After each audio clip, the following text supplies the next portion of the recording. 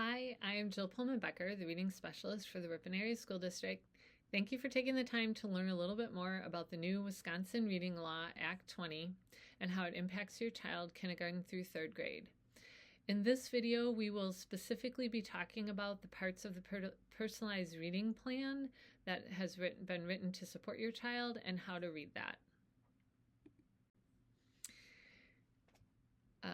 The personalized reading plans are written to support your child, and this first section of the plan just has the name, the date of the plan, who the case manager is for this plan, the person kind of helping to write and oversee it. It says that your child is participating in a culturally inclusive, science-based early reading universal instruction in the classroom. That is the instruction that the teachers are delivering to all students. And then any supports they might currently have in that regular universal curriculum, and then information about how to contact the case manager. The next part of the personalized reading plan is the section that has the screener and diagnostic information.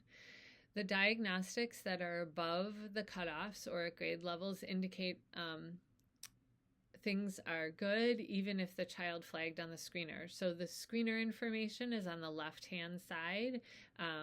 In this case, this child took the Ames Web Plus vocabulary and the oral reading fluency. We can see the scores there. And on the right-hand side is the diagnostics that were given to the child and the scores there. So all of them, if they are at or above a particular level, that's noted. So you can see that, like in this particular example, there may be the case that even the screener was low. Diagnostics indicate that underlying concerns are all good, and so a plan would be written accordingly. If underlying diagnostics suggested that there was a problem or a gap in a particular area, then the plan would be written to address that area. This part of the personalized reading plan just checks where are the areas of concern. You can see that there are multiple listed. So even if a child is above a particular cutoff point, but they may be a little lower than grade level, that might still be an area of concern. And not all areas of concern are addressed in a personalized reading plan. Only the most critical to close a gap to support reading skills are addressed in an intervention piece. So the goals and action section describes what will be put in place for your child. The current goal gives the first score on the monitoring assessment. The monitoring assessments, which assessment we use, is chosen by the state.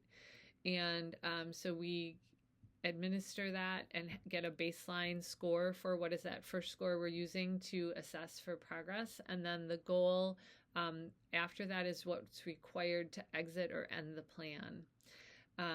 The plan then describes what type of monitoring will be used, the focus of the intervention, addressing the greatest needs for the student is next, and finally the plan lists where the support will take place in the classroom or intervention and how often. This last part of the plan has a section with suggestions for how parents can support students at home and when parents or caregivers can expect a report about how the child is doing.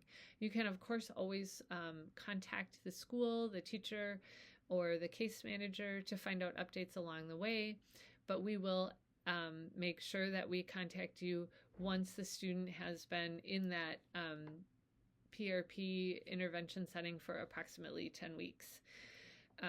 10 weeks will actually correspond nicely with our next screening time, so you will get information about the next screener as well as their update on progress. I want to highlight that section about parent support we can do lots and lots of teaching, but because reading is a difficult thing for children to master, it's not an innate or wired into our brain to learn printed language. They need lots and lots of practice. So any support that you can provide as their parent or caregiver with reading at home will just help us to make sure that we are all working together to close that gap for your child.